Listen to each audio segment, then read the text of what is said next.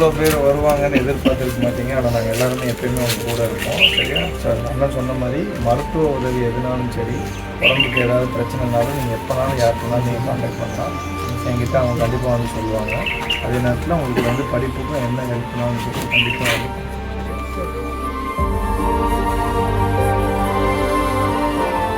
உறுதுணையாக இருக்கும். படிப்பு சம்பந்தமாக எந்த ஒரு உதவினாலும் எப்போனாலும் உங்களுக்கு உதவுறதுக்கு தயாராக இருக்கும். நாங்கள் அம்மா இறந்த துக்கத்திலையும் +2 தேர்வு எழுதிய மாணவன். தமிழக வெற்றி கழகத்தினர் நேர்ல ஆறுதல் தெரிவித்து நிதி உதவி.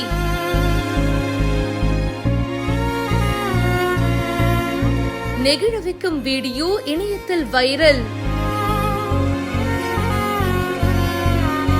நெல்லை மாவட்டம் வள்ளியூர் அண்ணாநகரை சேர்ந்தவர் கிருஷ்ணமூர்த்தி. இவங்களுடைய ஒய்ஃப் சுபலட்சுமி. இந்த தம்பதிக்கு மகனும் மகளும் இருக்காங்க. இவங்களோட அப்பா 6 வருஷத்துக்கு முன்னாடி இறந்து போயிட்டாரு. அவங்க அம்மாவுக்கு உடல்நல சரியில்லாம இருந்திருக்கு. அந்த மாணவனுடைய பொது தேர்வு அன்னைக்கு அவங்களோட அம்மா இறந்து போயிருக்காங்க. அம்மா இறந்து போன துக்கம் ஒரு பக்கம் இருந்தாலும் பொது தேர்வு இல்லையா, சோ அதனால அந்த துக்கத்தை மறைச்சிட்டு அவர் எக்ஸாமும் எழுதியிருக்காரு.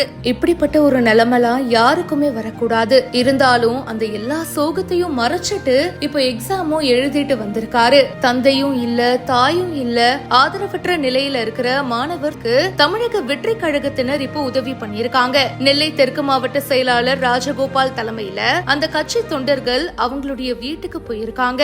மாணவரோட தாத்தா பாட்டி கிட்ட ஆறுதல் சொல்லி நிதி உதவி கொடுத்திருக்காங்க. இதுக்கப்புறமா நீங்க என்ன படிக்கணும்னு நினைச்சாலும் நாங்க ஆதரவா இருப்போம் அப்படின்னு ஆறுதலா பேசியிருக்காங்க. இந்த வீடியோ இப்ப சமூக வலைத்தளங்கள்ல வேகமா பரவிட்டு இருக்கு. இத பத்தி உங்களுடைய கருத்துக்களை ஷேர் பண்ணுங்க. இப்பவே பிஹைண்ட் வுட்ஸ்க்கு ஃபாலோ பண்ணுங்க.